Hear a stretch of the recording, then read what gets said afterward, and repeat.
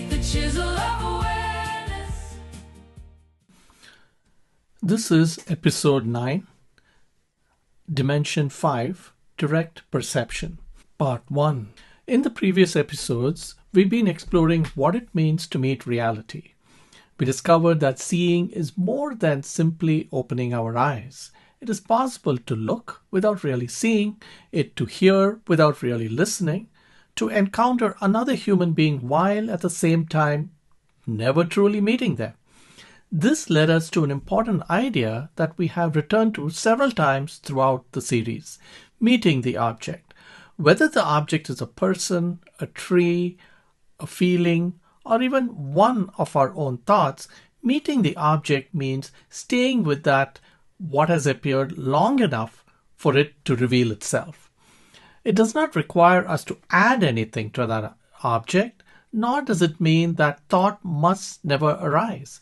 It simply means that we do not move away from what is present so quickly that our first recognition, memory, judgment, expectation, or story takes its place.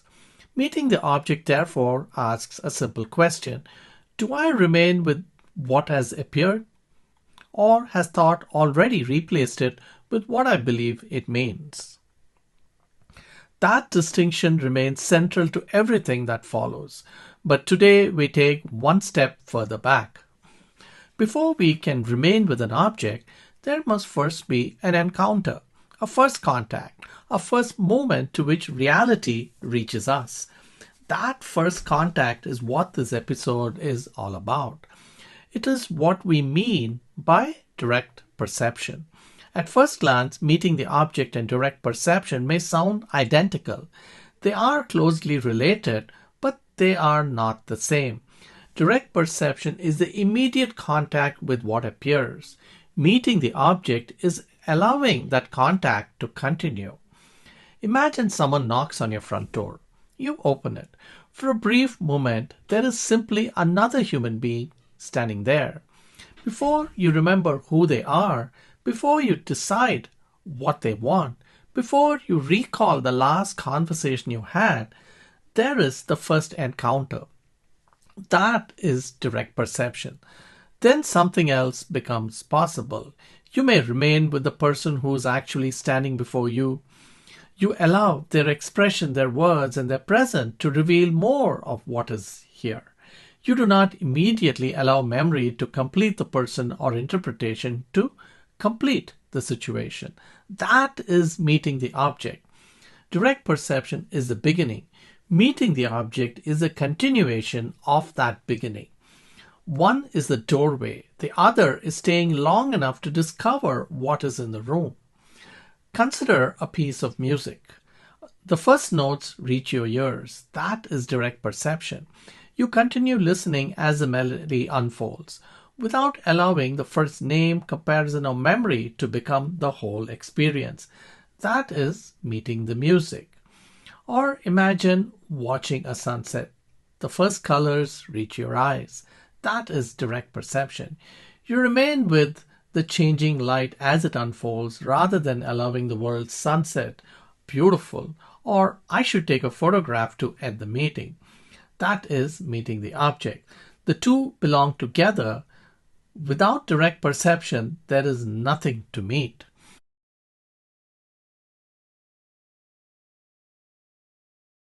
Comparison, labels, and story. Today's episode explores that first contact, the moment in which reality appears before thought has completed it.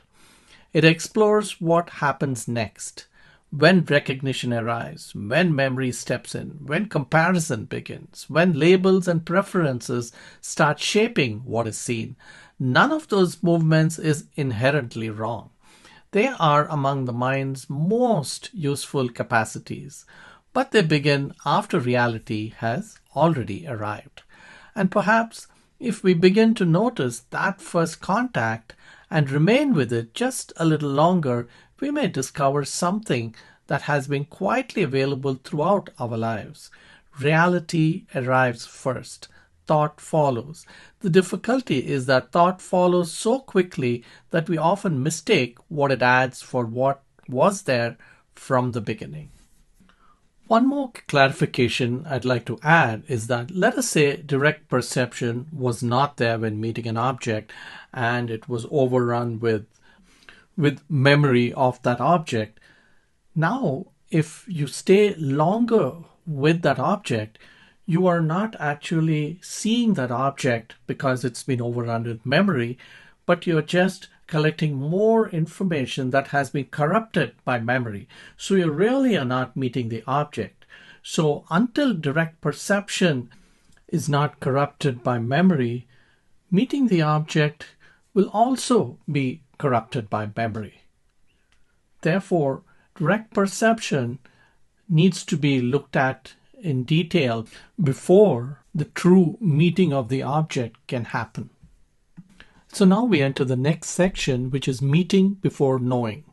If direct perception is the first meeting with reality, what does that meeting actually look like? It is surprisingly difficult to describe, not because it is mysterious, but because it happens so quickly that thought usually arrives before we notice it. Imagine meeting someone for the very first time. You've never seen them before. You don't know their name. You don't know what they do. You don't know where they grew up. You don't know their beliefs, their achievements, or their disappointments. For one brief moment, there is simply another human being standing before you. No biography, no opinions, no labels, just a living person. That first moment is remarkably simple.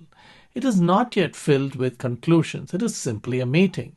Now imagine that within a few seconds, someone says, "She's a surgeon." Instantly, something changes. The person has not changed, but your mind has. A profession appears, perhaps admiration, perhaps assumptions, perhaps memories of doctors you've met before. The first meeting has already begun changing into interpretation. Nothing has gone wrong. The mind is doing exactly what it was designed to do, but something very important has happened. The human being is no longer being met alone. They are now being met together with everything the mind knows or believes it knows about surgeons. That first meeting has already begun fading into memory and thought. This movement is not limited to people. It happens every time we encounter something new. Imagine walking through a forest. A bird lands quietly on a nearby branch. For a brief instant, there is only movement, color, shape, sound. Then, almost immediately, the mind says bird. Perhaps another moment passes. Robin. Then memory quietly joins in. My grandfather used to feed robins in his garden. Then comparison.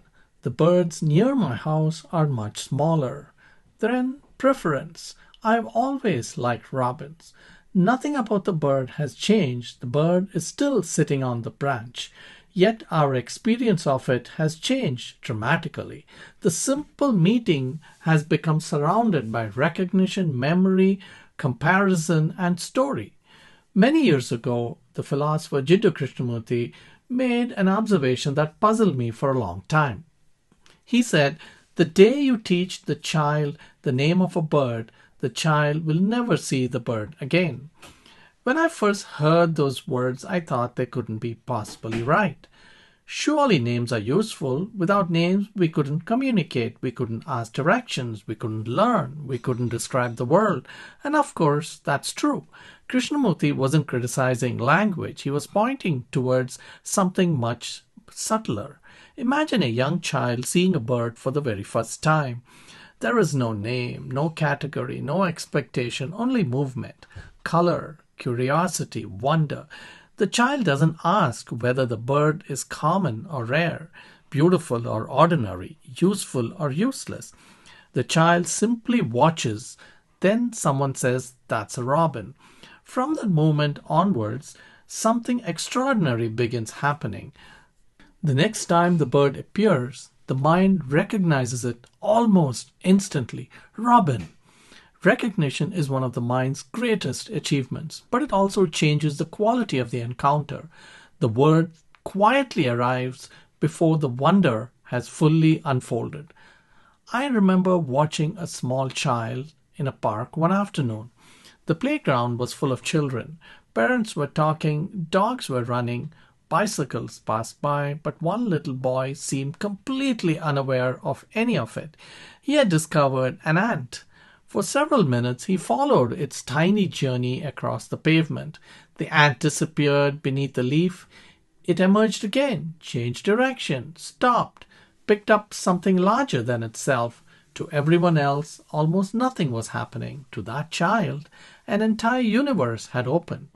What made the difference? Not intelligence, not knowledge, not imagination, but curiosity. Nothing had yet become ordinary. Recognition had not yet replaced discovery. Perhaps this is why so many of our childhood memories remain so vivid. The first snowfall, the first visit to the ocean, the first rainbow we really notice, the first butterfly landing on our hand. Everything seemed alive, not because the world was different, but because almost nothing had yet become familiar.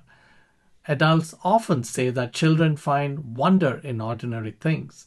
Perhaps the reverse is also true.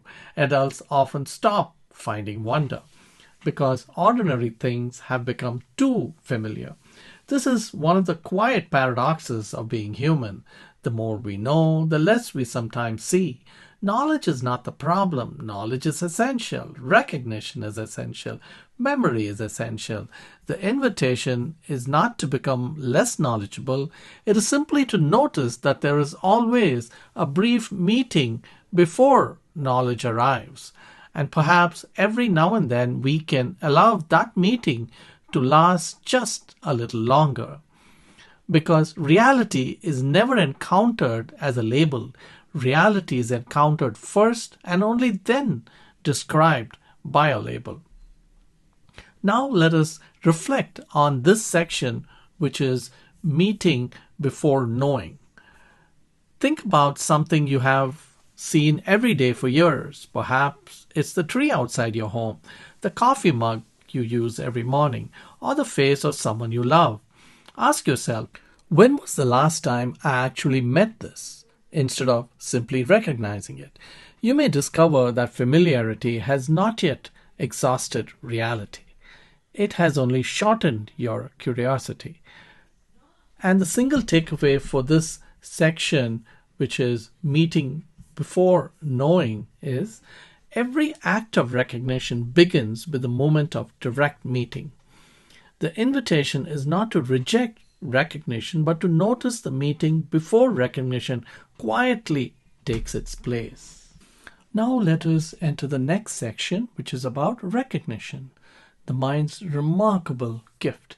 If direct perception is the first meeting with reality, the next movement is almost inevitable. The mind begins to recognize. This happens so quickly that we rarely notice the transition. One moment there is simply what is present. The next moment the mind says, I know what this is. Recognition is one of the most remarkable abilities we possess. Without it, every day we would feel like the first day of our lives. Imagine waking up tomorrow morning and having to rediscover everything from the beginning. You see a strange object beside your bed. Only after careful investigation do you realize it is a lamp. You walk into the kitchen and find a curious white container with a handle. After several minutes, you discover it is your coffee mug. Someone smiles at you across the table. It takes time before you realize they are your spouse. Life would become almost impossible. Recognition allows us to move through the world with extraordinary speed. It allows us to read without studying every letter, to drive without consciously calculating every movement, to recognize a friend's face in a crowd, to understand language almost as quickly as we hear it. Recognition is not a flaw in the human mind. It is one of the greatest achievements of the mind.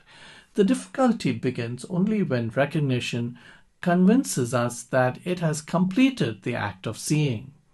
Imagine someone places a bamboo flute into your hands. If you have never seen one before, your attention naturally becomes curious. You turn it slowly, you notice the smooth surface of the bamboo. the slight changes in color, the hollow center, the carefully spaced finger holes, the faint scent of polished wood. You may even wonder how sound could possibly emerge from something so simple. Everything invites exploration. Now imagine someone says, "It's a bamboo flute." Imagine something changes. The object hasn't changed, but your relationship with it has. The next time you see one, your mind recognizes it almost instantly. Bamboo flute. Recognition has done its work. Instead of exploring, you simply move on. The object has become familiar, not because there is nothing left to discover, because the mind already knows what it is. The same thing happens with something as ordinary as a pencil. A child who has never held a pencil before may spend several minutes turning it over in their hands. They notice its weight, they sharpen the point, the smell of the word, the tiny letters printed along its side. To the child, it is an object of discovery. To an adult, it is simply a pencil.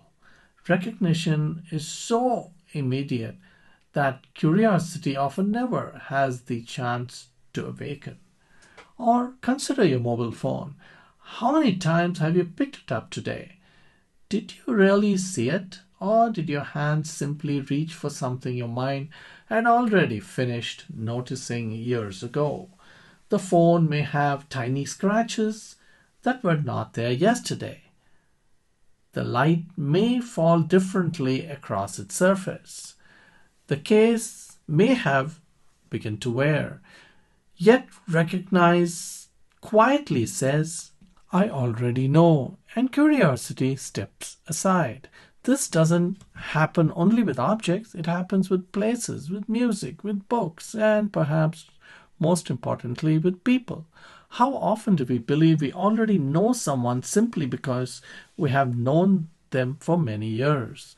How often do we stop looking because recognition has convinced us there is nothing new to discover?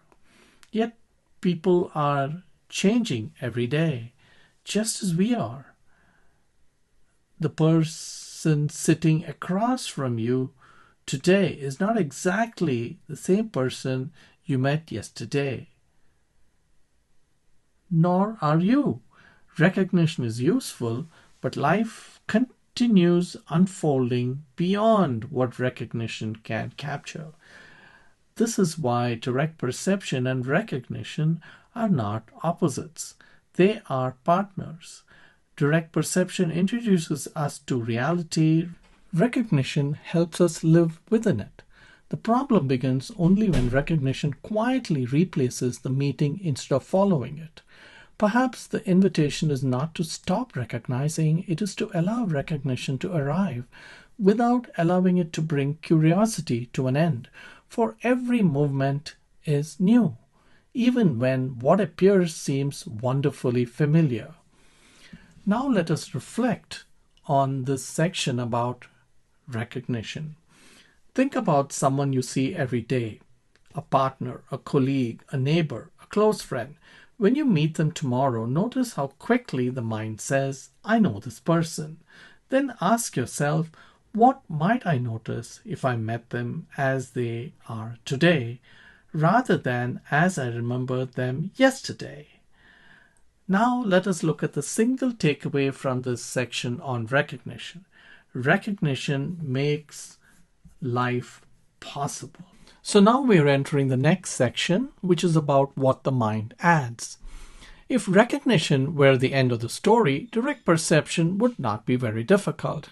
We would meet something, recognize it, and continue with our day. But recognition is rarely where the mind stops. It is where the mind begins. Once recognition has taken place, thought starts building, one layer at a time, so quietly that we almost never notice the construction. Reality appears, then the mind begins adding to it memory, preference, comparison, labels, story.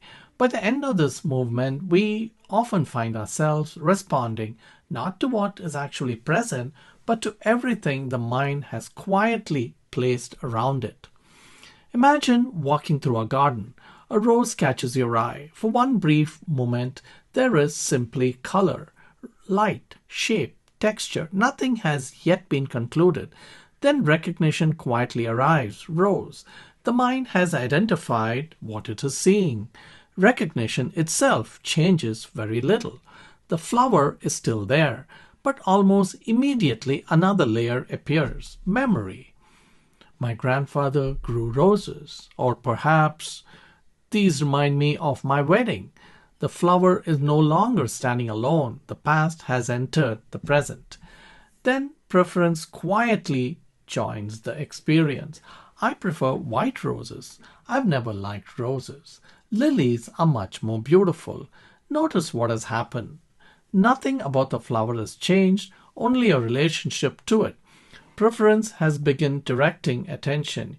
You are no longer simply meeting the rose. You are measuring it against your likes and dislikes.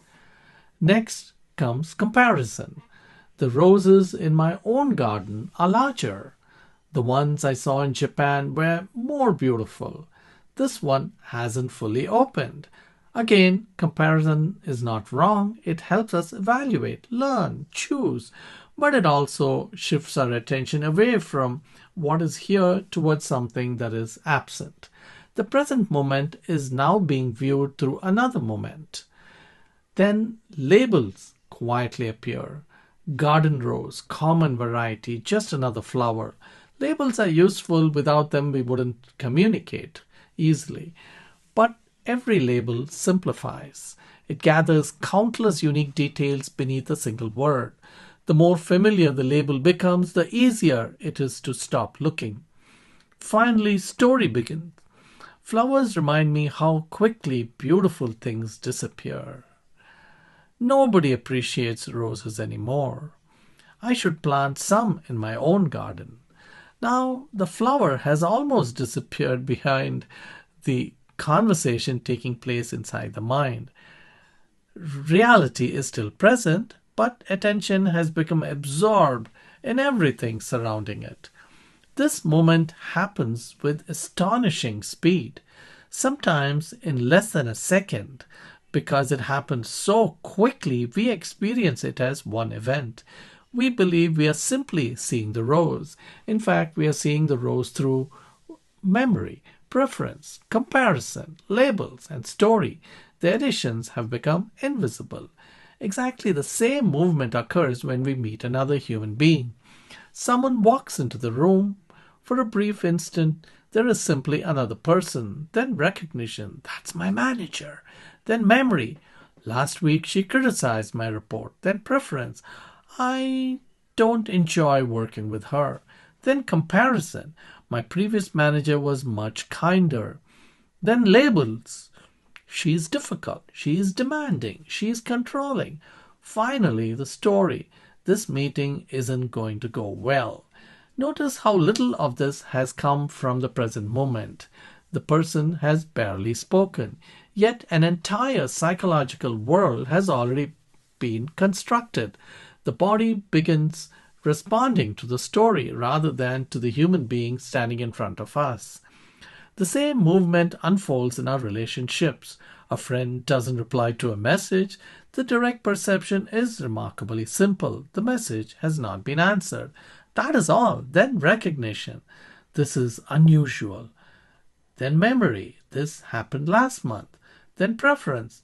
I don't like being ignored. Then comparison. They replied much faster to someone else. Then labels. They are inconsiderate.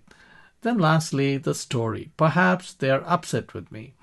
By the time the story is complete, we may already be feeling hurt or anxious.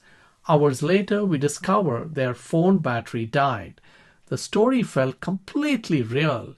Reality turned out to be something else. Music offers another example. Imagine hearing a piece of music you've never heard before. For a few moments, there is only sound, rhythm, silence, movement. Then recognition begins. Classical music. Memory follows. My father used to play this.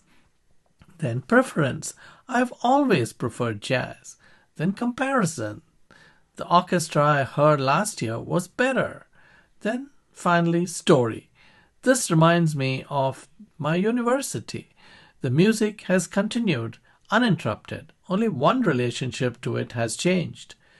This does not mean memory is wrong or comparison is wrong or preference is wrong.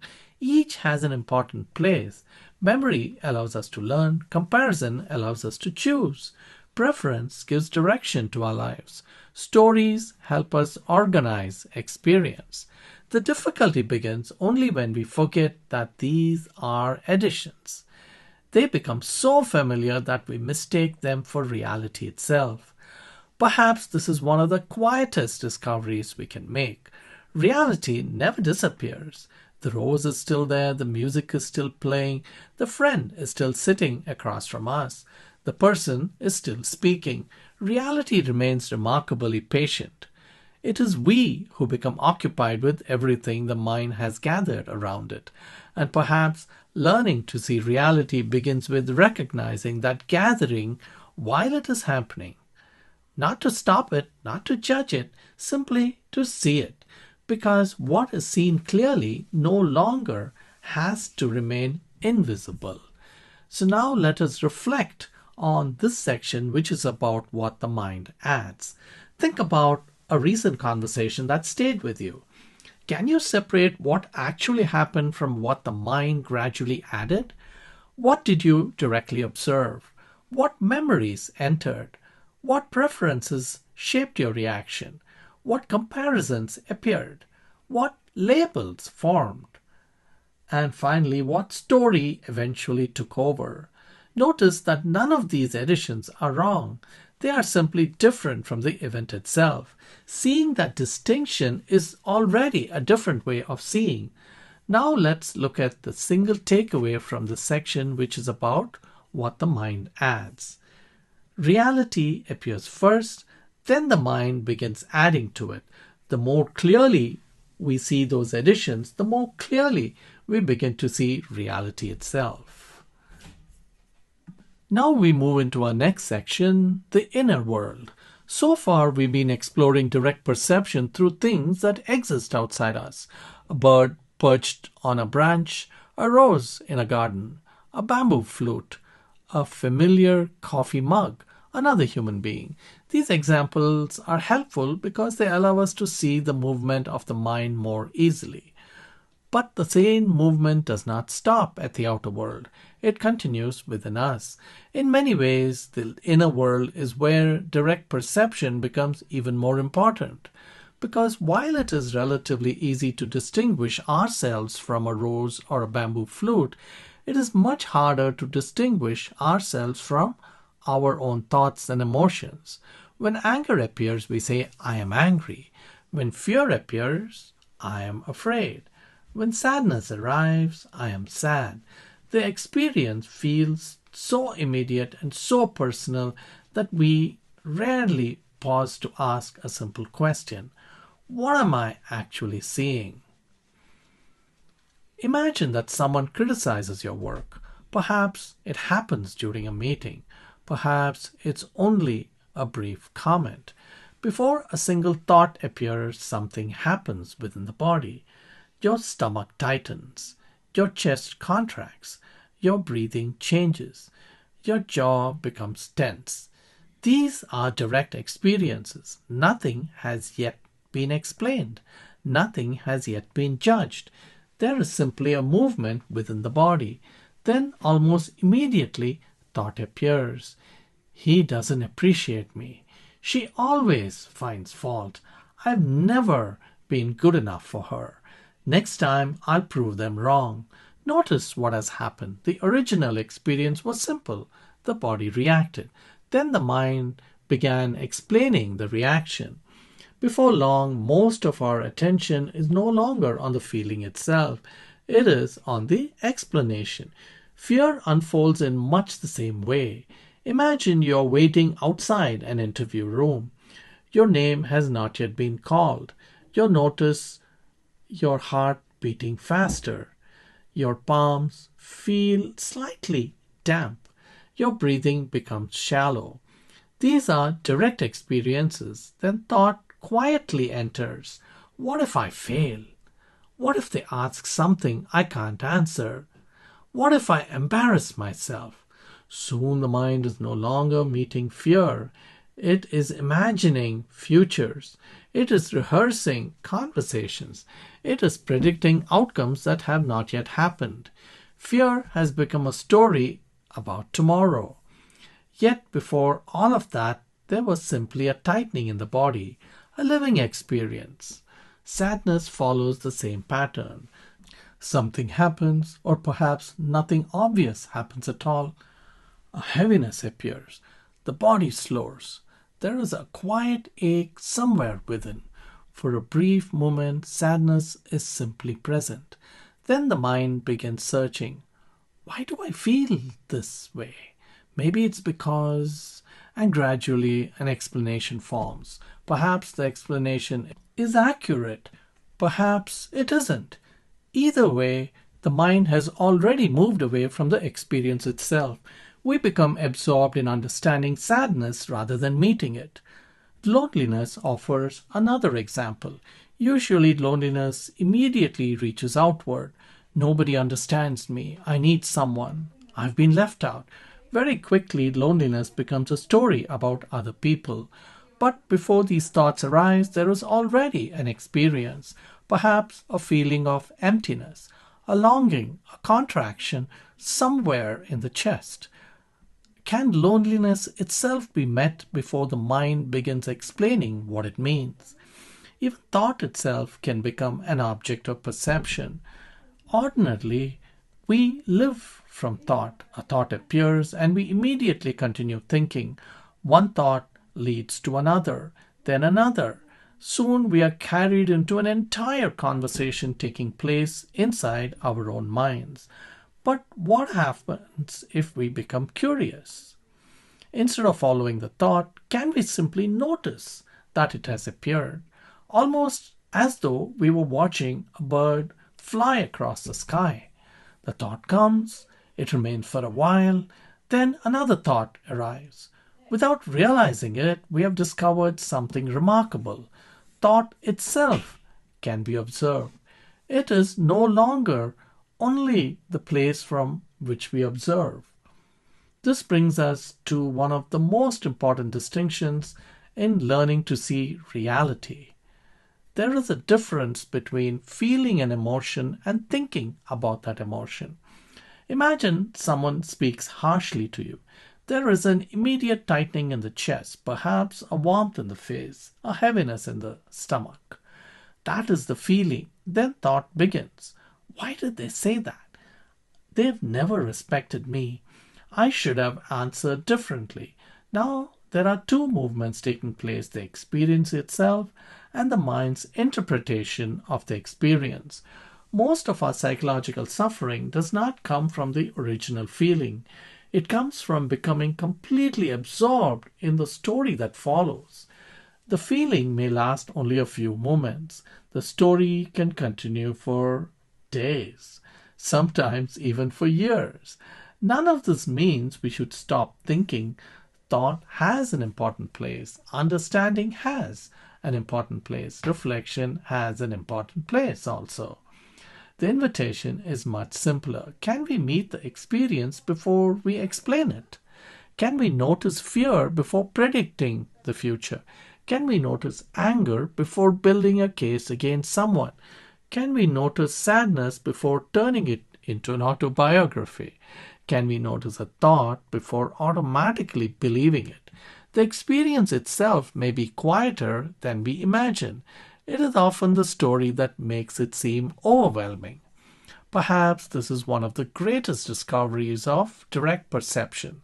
The inner world can be met to exactly the same way as the outer world. A rose can be observed, a bird can be observed, a thought can be observed, fear can be observed, anger can be observed, and of course even loneliness can be observed. Not to control them, not to make them disappear, simply to meet them as they are.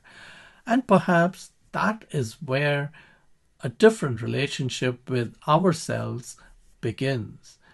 not through changing what we experience, but through seeing it before the mind quietly transforms itself into something else.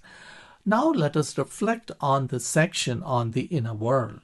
The next time a strong emotion appears, don't begin by asking, why do I feel this? Instead, ask, what am I actually experiencing right now? Notice the body before the explanation. Notice the feeling before the story. Notice the thought as it first appears. There is nothing to fix, nothing to suppress, only something to see. You may discover that experience itself is often much simpler than the mind's description of it. Now let us look at the single takeaway from this section, which is about the inner world. An emotion is something we experience. The story about emotion is something the mind adds. Direct perception begins when we learn to meet our inner world before the story. The next section is about the conclusion of part 1. Throughout this episode, we've been exploring a moment so brief that it usually passes unnoticed. Every experience begins with a simple meeting. A bird lands on a branch, a rose catches our eye, someone says, "Can we talk?" A feeling of fear arises. A wave of anger moves through the body. For an instant, there is simply what is present. Nothing has yet been concluded. Nothing has yet been judged. Nothing has yet become a story. Then the mind begins its remarkable work. It recognizes, it remembers, it compares, it prefers, it labels, it tells a story. These movements are not mistakes, they are among the mind's greatest achievements. Recognition allows us to navigate the world, memory allows us to learn from the past, comparison helps us make decisions, labels help us communicate, stories help us understand our lives. The invitation was never been to reject these movements. It has simply been to notice them, because there is a profound difference between meeting reality and meeting what the mind has added to reality. A rose does not disappear when memory appears. A person does not disappear when a label appears. A feeling does not disappear when a story is told about it. Reality remains quietly present throughout. What changes is our relationship to it. Perhaps the greatest discovery of direct perception is that this movement is not limited to the outer world. It unfolds within us as well. A sensation becomes an emotion becomes an explanation becomes a conclusion. And before long, we find ourselves living inside the story rather than meeting the experience itself. Yet every one of these movements begins in exactly the same place, with a simple meeting, and with a brief moment before the mind completes the picture. Perhaps seeing reality is not about stopping thought. Perhaps it begins by recognizing that reality arrives first, and only afterwards does the mind begin to add. Now let us reflect on part 1. Tomorrow, choose one ordinary moment. Perhaps it's the first sip of your morning coffee. Perhaps it's hearing someone call your name. Perhaps it's noticing a feeling of irritation, sadness, or excitement arise within you. Perhaps the mind immediately explains what it is or why it is there.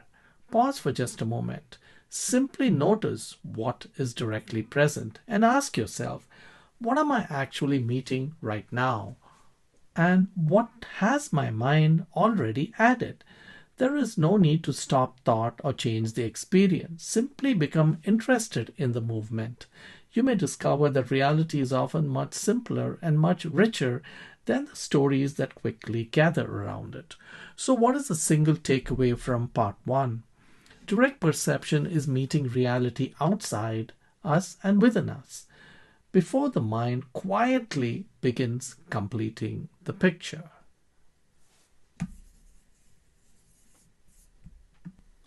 Before we close, I would like to leave you with a simple image. Imagine a soft pillow in the shape of the earth, a soft earth, and imagine yourself holding it gently, hugging it, giving it all the love you can. Because this earth includes all of us, humanity, animals, plants, the environment, everything living together on this small planet.